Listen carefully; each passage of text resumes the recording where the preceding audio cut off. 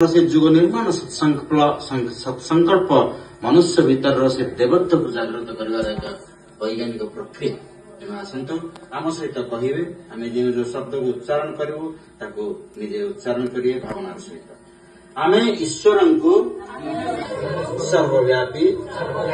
न्यायकारी मने करी तांकर अनुशासन को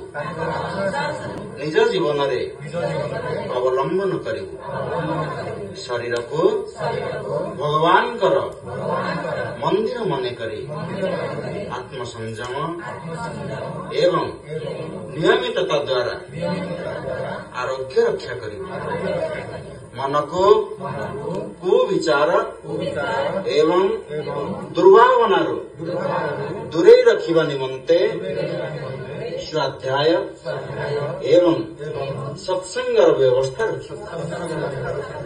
सर्वदा इंद्रिय संयम अर्थ संयम समय संयम एवं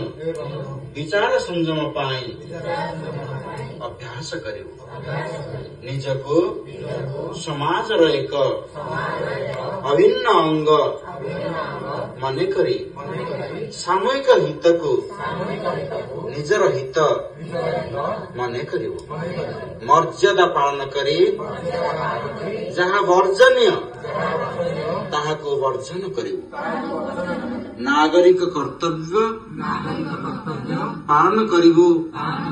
एवं समाजनिष्ठ होई रहिबु सच्चोटता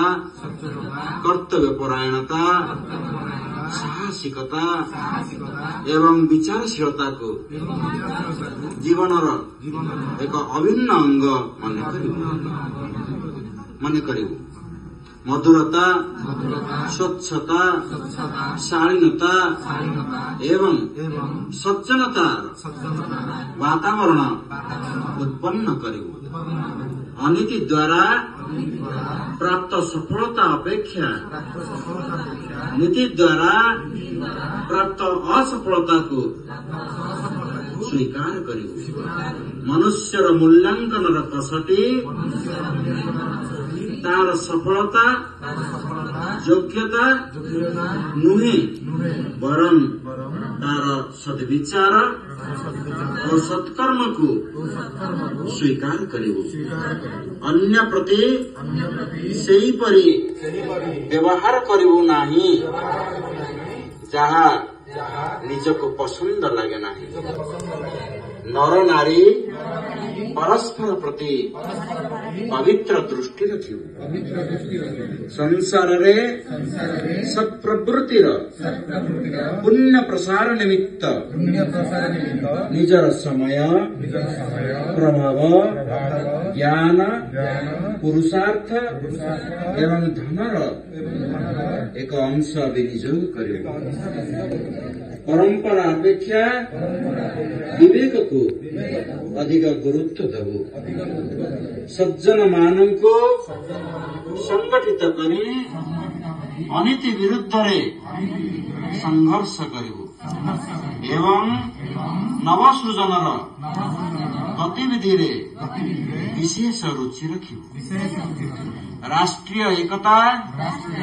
एवं समता प्रति निष्ठावान रहिबु जाति लिंग भाषा प्रांत संप्रदाय इत्यादि कारणरू परस्पर मध्यरे भेदभाव रखिबु नहीं मनुष्य निजे ही निजर भाग्य निर्माता एही विश्वास रे आधार रे आमर मान्यता है जे आमे उत्कृष्ट हेबु एवं अन्य माननको श्रेष्ठ करी गढ़ी तोड़िबु तेबे जुग अवश्य बदलिबु आमे बदलिले